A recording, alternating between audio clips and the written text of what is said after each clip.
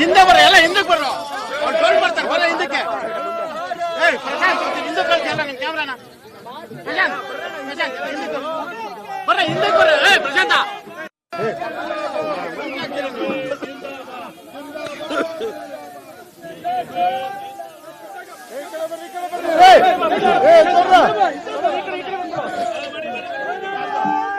ಎಲ್ಲ ತಳ್ಬಿಡ್ರಿ.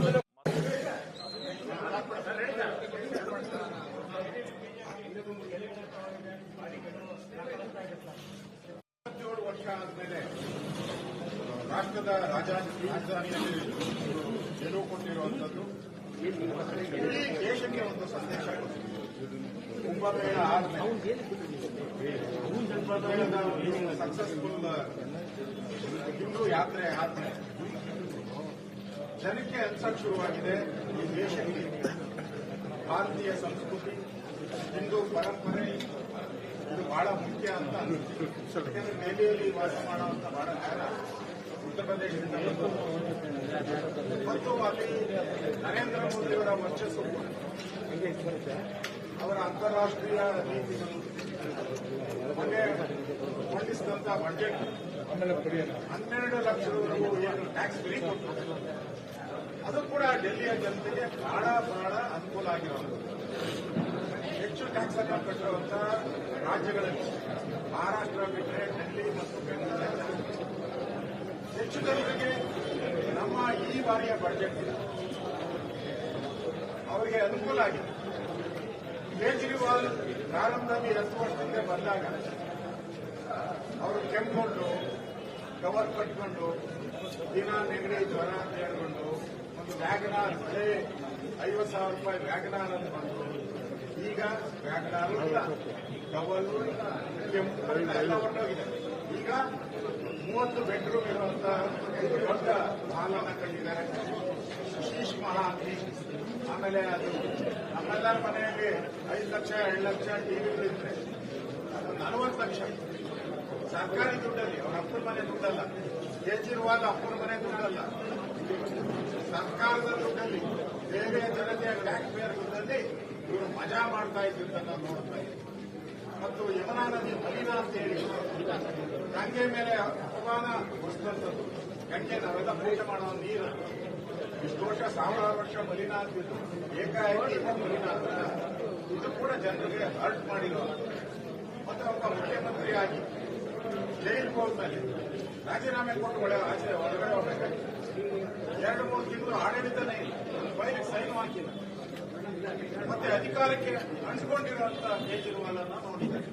ಇವೆಲ್ಲವೂ ಕೂಡ ಕೇಜ್ರಿವಾಲ್ ಹಿನ್ನಡೆಗೆ ಮತ್ತು ಯಾವ ಪಾರ್ಟಿ ಇಲ್ಲಿ ಇವರಿಗೆ ಬೆಂಬಲ ಕೊಡ್ತಾ ಇದೆ ಆ ಪಾರ್ಟಿ ಹೇಳಿದ್ರು ಕೇಜ್ರಿವಾಲ್ ಒಬ್ಬ ನಿಷ್ಠಾವಂತ ಸಾಮಾನ್ಯ ಮುಖ್ಯಮಂತ್ರಿ ಅಂತ ಇದೇ ರಾಹುಲ್ ಗಾಂಧಿ ಹೇಳಿದ್ರು.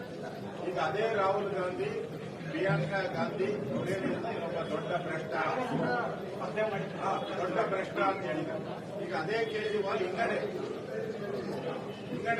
ಮುಖ್ಯಮಂತ್ರಿ ಹಿನ್ನಡೆ ಇಷ್ಟೆಲ್ಲ ಆದಮೇಲೆ ಜನಕ್ಕೆ ಈ ದೇಶದಲ್ಲಿ ಬಿಜೆಪಿ ಒಂದೇ ಪರ್ಯಾಯ ನರೇಂದ್ರ ಮೋದಿಯವರ ಆಡಳಿತ ಇದು ಮುಂದಿನ ಕರ್ನಾಟಕದ ಚುನಾವಣೆಗೆ, ಮುಂದಿನ ತೆಲಂಗಾಣದ ಚುನಾವಣೆಗೆ ಒಂದು ದಾರಿದೀಪ.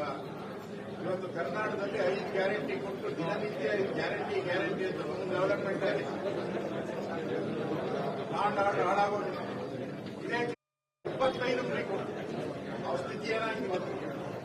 25 ಫ್ರೀ ಕೊಟ್ಟು ಅವರ ಜನ ಮಕಾಡೆ ಬಂದಿದ್ದಾರೆ.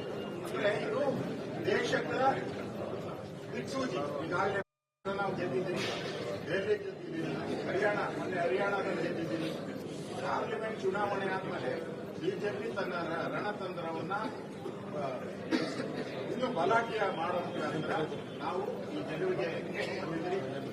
ಈ ಗೆಲುವು ನರೇಂದ್ರ ಮೋದಿ ಅವರಿಗೆ, ಅಮಿತ್ ಶಾ ಅವರಿಗೆ, ನಡ್ಡಾ ಅವರಿಗೆ, ನಮ್ಮ ಡೆಲ್ಲಿ ಘಟಕದ ಅಧ್ಯಕ್ಷರಿಗೆ, ಕಾರ್ಯಕರ್ತರಿಗೆ ನಾನು ಅಭಿನಂದನೆ ಸಲ್ಲಿಸ್ತೀನಿ. ನೀವು ಈ ಗೆಲುವೇನು ಕೊಟ್ಟಿದ್ದೀರಾ, ಅದು ಇಡೀ ದೇಶಕ್ಕೆ ಗೆಲುವನ್ನು ಕೊಟ್ಟಿದ್ದೀರಾ. ಇಡೀ ದೇಶಕ್ಕೆ ಗೆಲುವನ್ನು ಕೊಟ್ಟಿದ್ದೀರಾ. ಇಡೀ ದೇಶದ ಎಲ್ಲಾ ಬಿಜೆಪಿ ಕಾರ್ಯಕರ್ತರು ನಿಮಗೆ ಅಭಾರಿಗಳಾಗಿರ್ತಾರೆ ಅನ್ನೋ ಮಾತನ್ನ ಈ ಸಂದರ್ಭದಲ್ಲಿ ಹೇಳ್ತೇನೆ. 27 ವರ್ಷಗಳ ನಂತರದಲ್ಲಿ ಭಾರತೀಯ ಜನತಾ ಪಾರ್ಟಿಗೆ ಒಂದು ಅಭೂತಪೂರ್ವವಾಗಿರ್ತಕ್ಕಂಥ ಗೆಲುವು ದೆಹಲಿ ರಾಜ್ಯದಲ್ಲಿ ಆಗಿದೆ. ಹಾಗಾಗಿ ಸಂದರ್ಭದಲ್ಲಿ ದೆಹಲಿಯ ನಮ್ಮ ಎಲ್ಲ ಪಕ್ಷದ ಮುಖಂಡರಿಗೆ, ಕಾರ್ಯಕರ್ತರಿಗೆ ಹಾಗೂ ಮತದಾರರಿಗೆ ಅಭಿನಂದನೆಯನ್ನ ನಾನು ಸಲ್ಲಿಸೋದಕ್ಕೆ ಇಚ್ಛಪಡ್ತೇನೆ. ದೇಶದ ಪ್ರಬುದ್ಧ ಮತದಾರರು ದೆಹಲಿ ರಾಜ್ಯದ ಅಭಿವೃದ್ಧಿಯ ದೃಷ್ಟಿಯಿಂದ ಭಾರತೀಯ ಜನತಾ ಪಾರ್ಟಿನ ಗೆಲ್ಲಿಸಬೇಕು, ನರೇಂದ್ರ ಮೋದಿಜಿಯವರ ಕೈಯನ್ನು ಬಲಪಡಿಸಬೇಕು ಅನ್ನೋ ನಿಟ್ಟಿನಲ್ಲಿ ಇವತ್ತು ಮತ್ತೊಮ್ಮೆ ನಮಗೆ ಆಶೀರ್ವಾದನ ಮಾಡಿದ್ದಾರೆ.